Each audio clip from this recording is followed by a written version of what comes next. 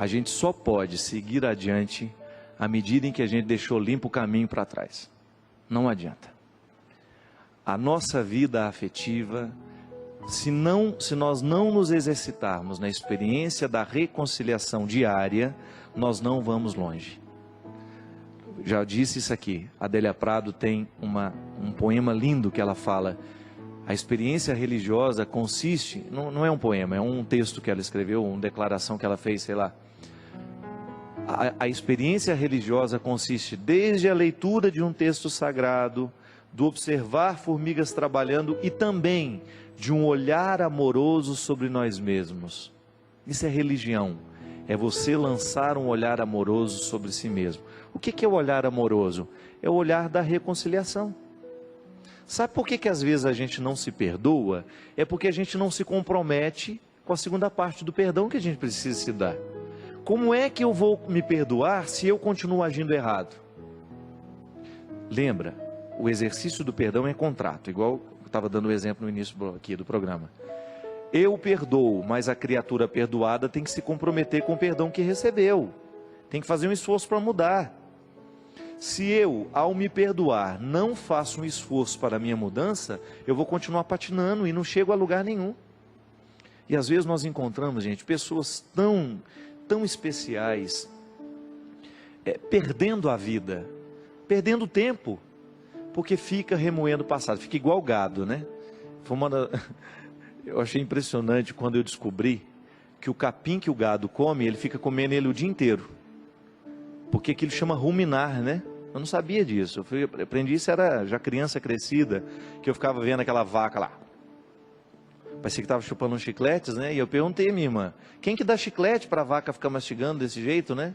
A Cida morava na roça naquela época. Eu passava as minhas férias lá em Albertos, uma roçazinha que tem lá perto de Formiga. E aí ela disse, não, ele não está mastigando chicletes, ele está ruminando. E ruminando o alimento, é extrair do alimento o máximo que ele pode lhe dar. Pelo amor de Deus, não vai ficar ruminando o peixe que você comeu, né? Joga para dentro, traz para fora, joga para dentro. Só o gado é que sabe fazer isso. A gente rumina de outro jeito. Mas o alimento que ele comeu, ele volta, né? E fica fazendo aquele processo. Ele está extraindo o máximo do que o capim pode lhe dar. Isso é ruminar. Quando nós ruminamos de maneira positiva os nossos erros, nós extraímos dele o máximo que eles podem nos ensinar. Caso contrário, eu fico, desculpe a expressão, comendo o próprio vômito. Isso é lamentável. Quando você fica se alimentando o tempo todo do que não deu certo. E lembra toda hora, ai meu Deus, mas eu não fiz, mas eu não dei conta. Pelo amor de Deus, é virar a página e continuar. Nós precisamos acreditar o tempo todo nisso, minha gente, senão a nossa vida é impraticável. Ela é impossível.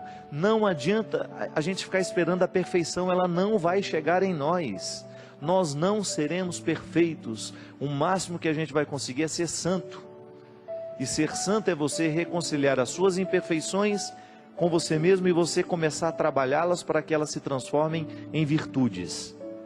O bom santo é aquele que fez dos seus pecados uma grande virtude. É o que a igreja nos ensina, é o que a igreja nos sugere. O cristianismo só é saudável à medida em que ele nos inspira a lidar bem com as nossas misérias. Eu não sou escravo das minhas misérias. Não sou eu que pertenço às minhas misérias. As minhas misérias é que me pertencem. É igual o exemplo que eu dei, né? Eu tenho um amigo que tem tanto ciúme do carro dele. Mulher não pode abrir a maçaneta, senão a unha dela arranha a maçaneta. A gente não pode entrar com o pé meio suspeito, porque pode parecer que está sujo e vai sujar o carro dele lá dentro. Aí um dia eu perguntei, peraí, é você que é dono desse carro ou esse carro que é dono de você? Quem é que manda em quem nessa história? O mesmo acontece com as nossas imperfeições. Quando nós começamos a dar às nossas imperfeições o poder de nos comandar. Quando nós começamos a autorizar os nossos defeitos a serem a centralidade da nossa vida.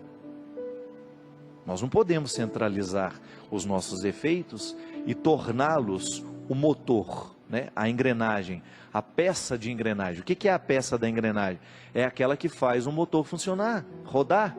A máquina roda a partir do funcionamento da engrenagem.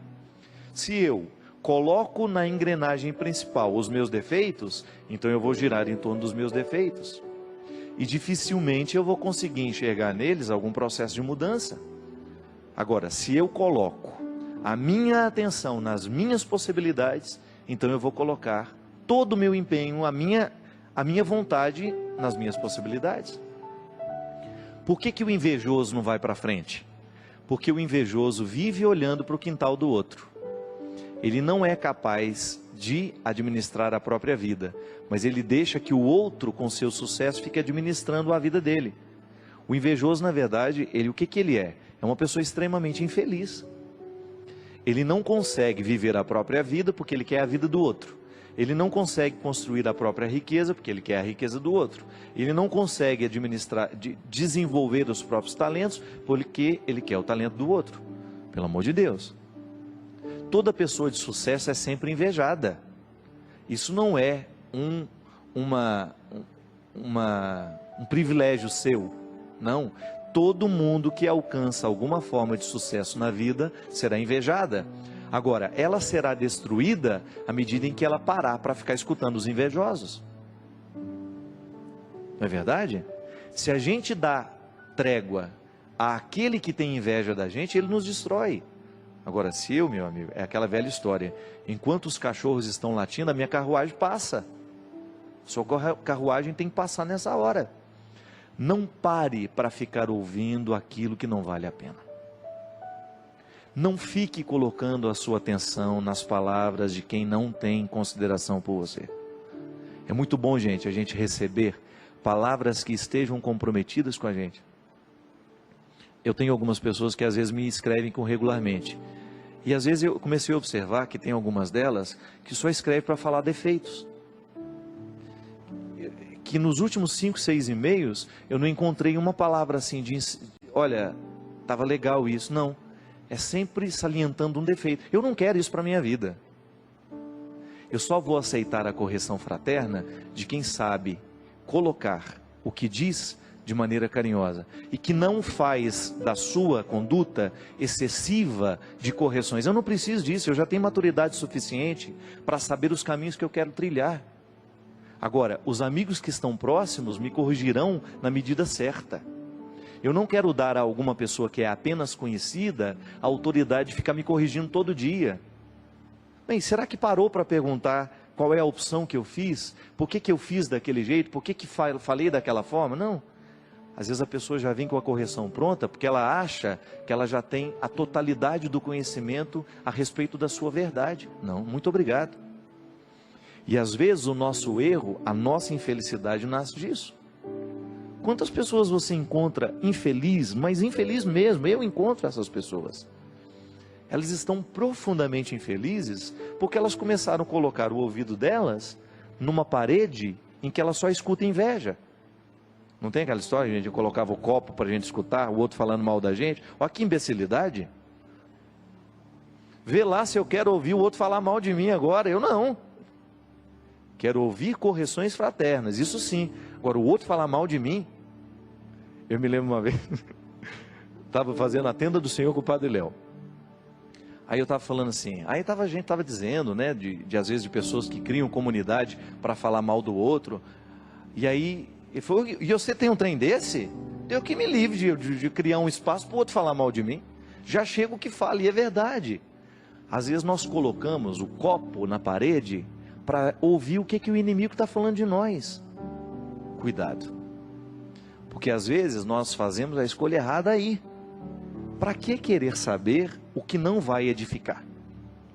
Recorda-se dos 3 filtros de Aristóteles? Aquilo que você vai me dizer é bom? É verdadeiro? Tem utilidade? Então, se não é bom, se não é verdadeiro, se não tem utilidade, para que você acha que eu quero saber isso? A mesma coisa. Às vezes nós passamos parte do nosso dia investigando o que o outro falou ou deixou de falar de mim. Não. Muda isso. Se você tem esse hábito, começa a colocar atenção no que você pode. O que o outro fala de ruim de você, se não é para lhe edificar, esquece, não põe atenção. Não demore nem 2 minutos do seu tempo para prestar atenção naquilo. Nem 1 minuto. Volto a dizer, a correção que vale a pena é aquela que está no processo do comprometimento. O outro me conhece, o outro sabe quem eu sou e ele tem uma palavra para me edificar. Mesmo que seja de correção. Mesmo que seja para me chamar a atenção de um detalhe que eu preciso mudar e que eu não estava percebendo. Minha gente, nós podemos fazer essa comparação de maneira muito bonita. Quem fala do outro lado mal de nós e o tempo todo quer nos colocar tristezas e desesperos é o diabo. E o diabo se utiliza de pessoas para fazer isso com a gente. Quantas pessoas desistem na vida justamente porque deu ouvido ao diabo, mas não é o diabo chifrudo, é o diabo que anda no meio de nós, que tem saia, que veste as mesmas roupas que nós, que sorri do mesmo jeito que nós, que parece ser seu amigo, mas não é. Então nós temos que neutralizar o poder do diabólico. Nós não podemos, se dentro do seu trabalho você tem uma pessoa que fala mal de você, comece a neutralizá-la. Sabe como? Deixando de dar atenção ao que ela fala e você dando a ela um tratamento melhor que você pode.